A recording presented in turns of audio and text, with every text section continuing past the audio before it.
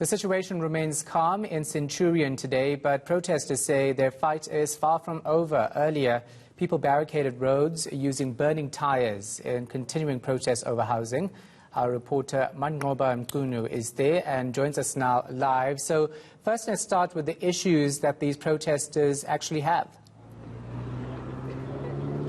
Well, Shahan, protesters took to the streets over the issue of housing in this particular community. You recall, Shahan, that this is not the first protest that we've seen here in Olievenhoutbosch. We've seen another protest in 2017 when again the issue of housing was raised by residents in this area. You recall that's when those RTP houses that were built by the city of Tshwane, had been allocated to some of the people in this particular community, but many of the community members saying that there is some sort of corruption when it comes to the issue of allocation of houses in this particular area. And we do know that they have since invaded some of these RTP houses, as well as built shacks on some of the stands in this particular area. And yesterday the situation got out of hand when the Tshwane Metro Police Department arrived in this particular area with some of the suppliers and contractors that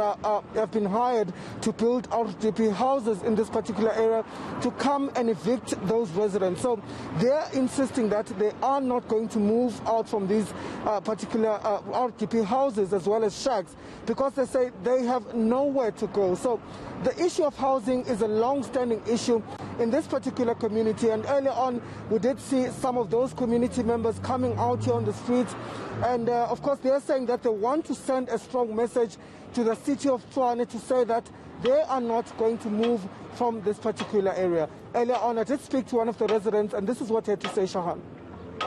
We are not going anywhere until the government tell us if they are evicting us here, where are they taking us? What are they giving to us? The same promise they made to us, to say, guys, vote for us. This is what and what or not will do for you.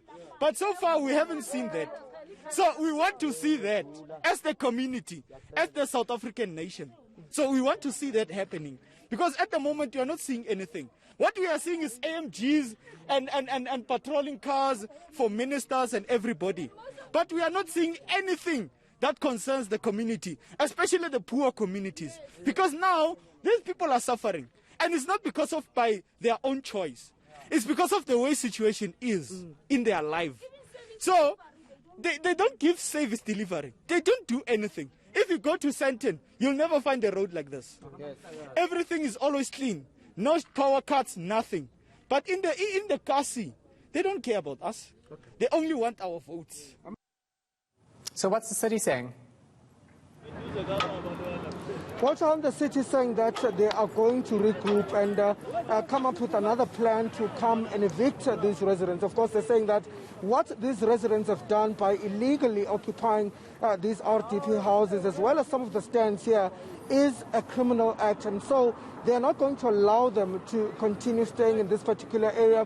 But of course the residents are saying that at this particular point they do not have anywhere that they could be moved to or anywhere to go, and really that's the reason why they are opposing the planned evictions by the city. But the city also saying that they are going to ensure that they are going to stay here. The Metro Police are going to stay here in this particular area to ensure that there is stability. But the plan to evict these residents at this particular point has not been abandoned. They are going to return here at a later stage, even though they have not quite given a date as to when they will be doing that. But earlier on I did speak to Isaac MAHAMBA from the Tshwane Metropolitan Department, and this is what he had to say, Shahan. At this stage, the road has since been opened. The reason for the protest is that yesterday, TMPD accompanied the service provider into that area to go and remove the illegal shacks that were built in that area. But we could not go ahead with that operation yesterday. But this morning, when we were supposed to go in, we found that they barricaded those streets as I indicated above. We can stipulate that we will regroup and replan, and we will move into that area and remove the illegal structures that were built there. We want the members of the public to say they should not occupy stands illegally.